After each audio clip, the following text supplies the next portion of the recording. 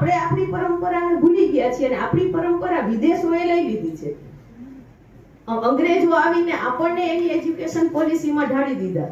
પણ લંડનમાં એક સરસ મજાની સ્કૂલ છે, સમરહિલ. જો કોઈ એ પુસ્તક એ બહુ સરસ છે, હું લઈ આવવાની હતી પણ મેં કોઈને વાંચવા દીધું હશે એટલે ઘરમાં મળ્યું નહીં. સમરહિલ સ્કૂલ છે, 100% ગુરુકુળ પરંપરાથી ચાલતી શાળા. એ 1921 થી શરૂ થઈ અને 2021માં 100 વર્ષ પૂરા કર્યા. સ્વયં બાળકો વિદ્યાર્થીઓ સંચાલિત, પીરિયડો એ જ નક્કી કરે. ભણવાનું, ભણાવવાનું, કોર્સ, આખો દિવસ ત્યાં રહેવાનું, તમામ કામ એને કરવાના. બાંધકામથી માંડીને રમતગમતના મેદાનો બનાવવાનું બધું એને કરવાનું.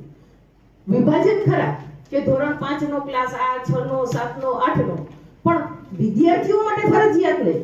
એને એવું થાય કે મારે 10મા ક્લાસમાં બેસવું છે તો એ ભણી શકે, એને 5મામાં બેસવું છે તો એ ભણી શકે.